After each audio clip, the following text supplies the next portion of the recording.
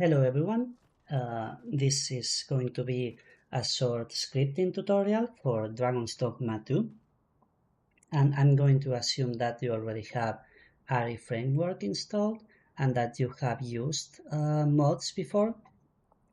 So you should have an autorun folder in your Dragon's Dogma 2 directory with all the scripts you have installed here. And the first thing we're going to do is create a new script.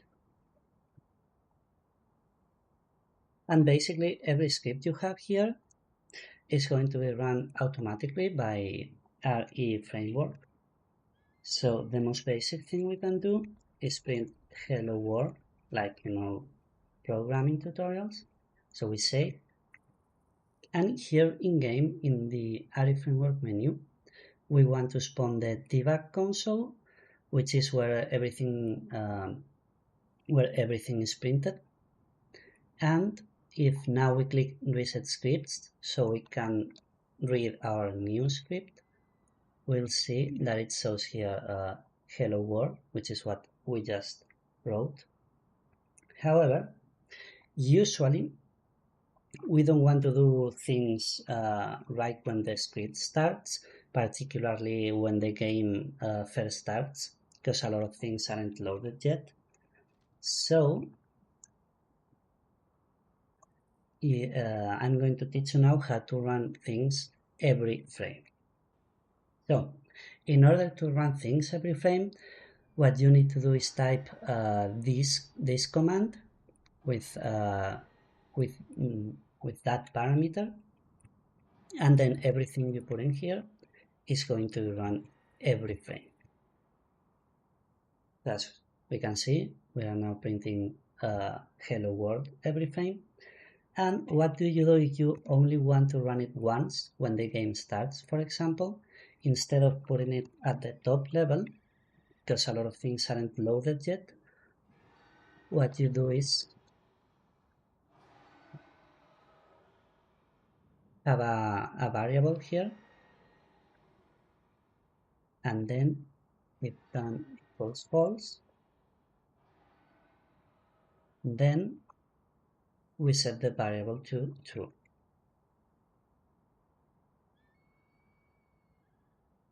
And now if we click reset scripts, again we only get it once, which is what we wanted. But the benefit of this is that when the game first starts, it will wait until the first late update behavior.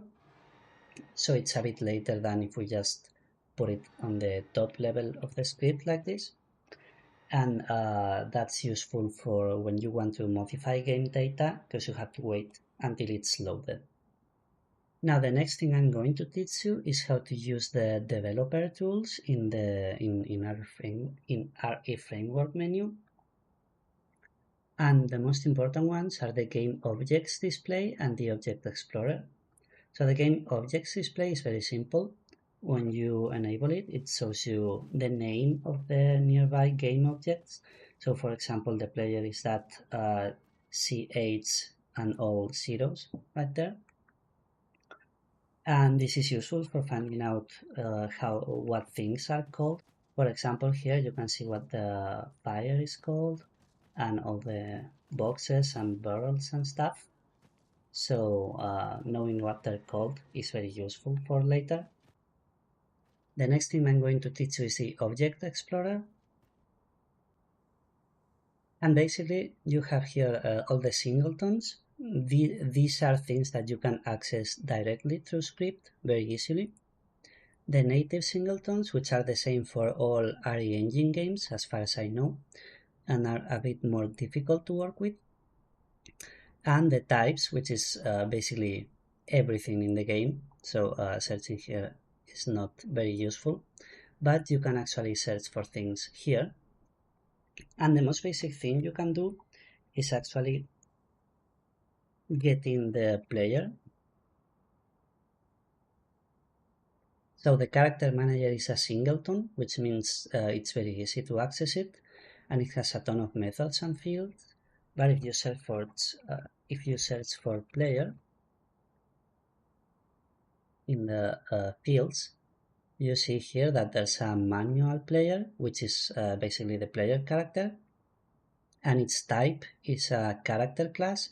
It also has a human class associated with it. So let's get the player in our script. So this is how you get singletons with get manage singleton. And here we are getting the character manager, and you can do this on the top level of the script because these are loaded even when the game first starts. Now, in order to get the player from the character manager, we're going to copy this field, and then we paste it like this. And we can now bring the player and see what we get. And what we get is this, not very useful because this is just telling us that it's a managed object from REFramework. But we could print, for example, the name of the game object, and then it will print the actual name. So the next thing we're going to do is we're going to do the same thing we did in the last video, changing the charge time of Heavenward Sander, but we're going to do it via script. So you remember the Heavenward Sander was called crescent slash, and as you can see in the job 5 parameter, there's a crescent slash parameter. So we want to access this, which means we need to access job 5 parameters. So we copy this and paste it. And we see that job 5 parameter is a field in job parameter. So we just keep doing this until we find a singleton, basically. These are human parameters. So again. And what we can see is that human parameters are in character manager, but they're also in human. And you can actually pick whichever you want. It's the same thing, but we're going to get it from the character manager. So we do the same thing here. And then we need to take that path backwards, basically. So if you remember, in human parameter, you had job param. So we access it like this.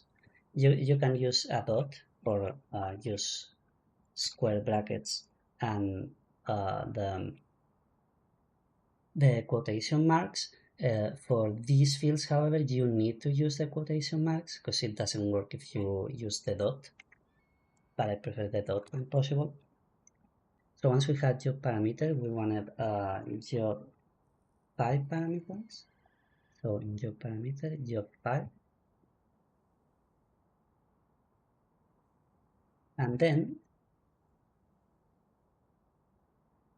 the crescent slash parameter. And now that we have everything here, we can just name this properly.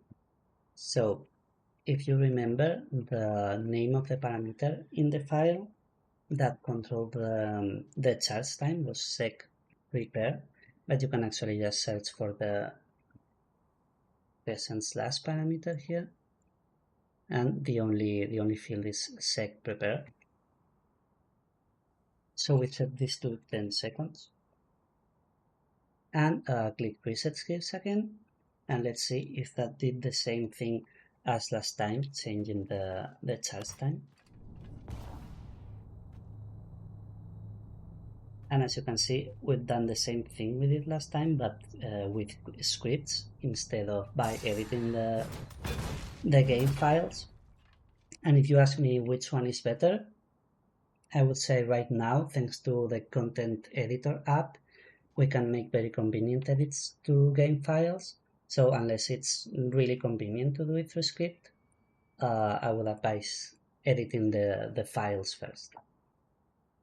That said, there are things you can't do with editing game files. So if you want dynamic stuff, you are going to need scripts. And I'm going to teach you an example of that.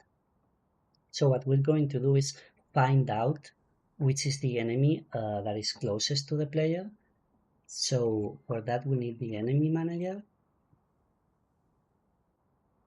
And once we have the enemy manager, it actually has an enemy list field. So let's find it.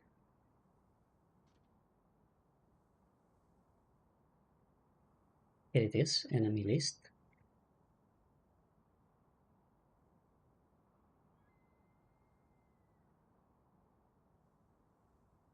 And once we have it, if you check in the Object Explorer, this enemy list is a list of app.ch2 objects. So these are not characters, these are a thing that only enemies have. So we need to get the character from that. And the way to do it is search for the object.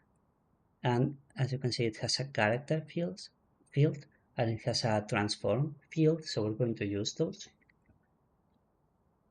So how do we access the elements in the list? Well, like this. For I equals 0, enemy list get count -1. And then the ch2 object is going to be enemy list of I. This is the most general way to access lists from the RE engine. It works for basically every type of list that you are going to find. But other times there are dictionaries and those are a bit harder to access, but for now this works. And the character is going to be that cara field from earlier, and the transform is going to be the transform field. So now we actually need the player again to check which enemy is closest to the player. So let's get the player. And before we got it using a field, but you can also use a method like this.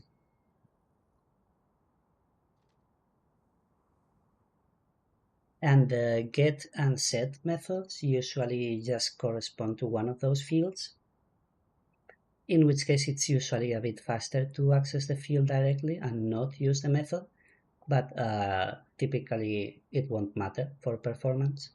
And we also need the player transform, or actually just the player position.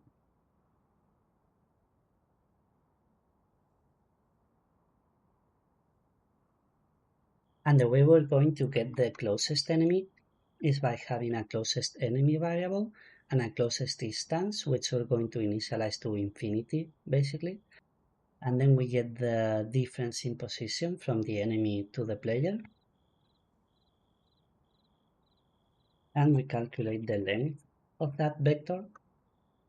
And then if distance is smaller than the current closest distance, then we're going to assign the closest enemy to be the character here, and the closest distance is going to be equal to the current distance.